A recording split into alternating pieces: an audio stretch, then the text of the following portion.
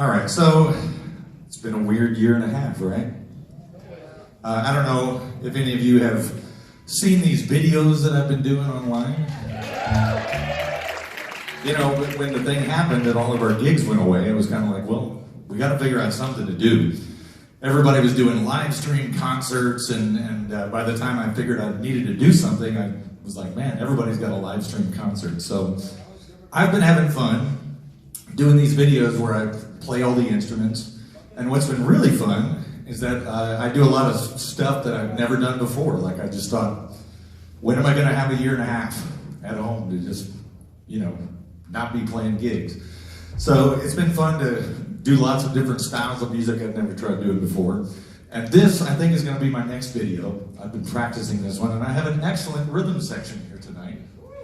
Beau sample and alexhall. But it's sort of in the experimental phases. So we're going to see how this goes. Sorry, I have a little bit more talking to do. Yeah, just a little bit more talking. So, in the 1940s, like 20, 30 years before there were hippies, Los Angeles had a group of these weirdos, and they called them nature boys.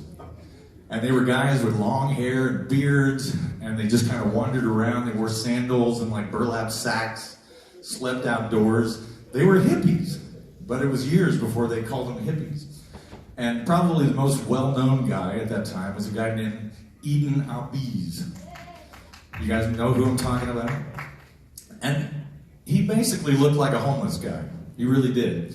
But he wrote songs and he performed a little bit. And he was well known. You know, it was like you come to Los Angeles, you want to see the weirdos, people would actually seek him out just to take pictures of this guy. They'd never seen anybody with long hair and a beard. So he wrote this song called Nature Boy. And I tried to picture this in my mind, how this must have played out. But he took this song, you know, the sheet music of it and the words and all that, and he went down to this extremely fancy show place down in the African-American part of Los Angeles. And the King Cole trio were playing that night. They were the headliners. And he pitched this song to Nat King Cole's manager. Now, just imagine, you know, Nat King Cole was like the most popular artist in the country at the time. And here's a guy who looks like a homeless guy holding a piece of sheet music saying, hey, record my song. But what's crazy is that he did. Nat King Cole recorded the song, and it wound up being the #1 song in 1948. And when I moved to Los Angeles, Edenahbez was still alive. He was still kind of wandering around. And I met this guy who said that Eden would come to his house and like take showers with his garden hose. And he said that between all the different versions of this song that I'm about to do, you know, Tony Bennett, Lady Gaga, David Bowie, that Ahbez never made less than $30,000 a year just from writing this one song, which is not bad. So I'm going to try it for you now. Are you boys ready? Let's see how this works.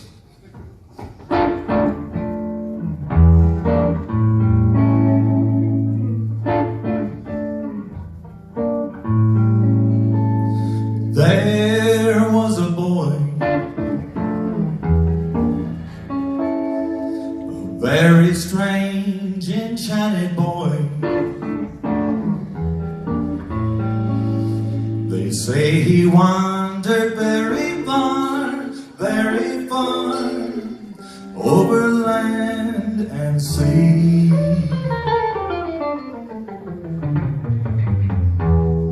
A little shy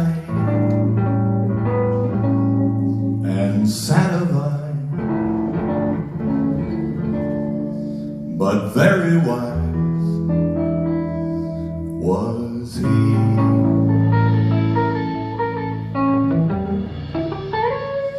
And then one day,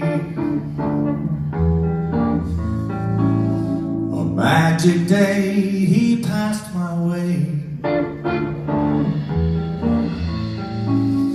While we spoke of many things, fools and kings, this he said to me.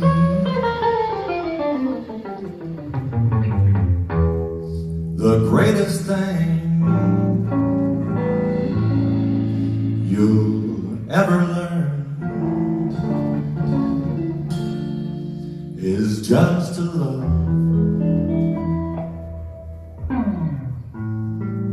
and be loved in return.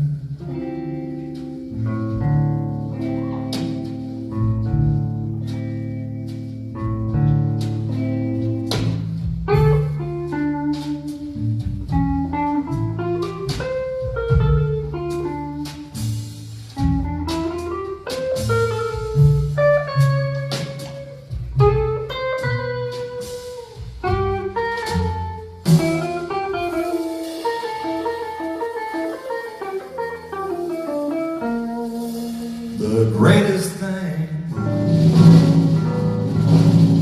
you'll ever learn is just to love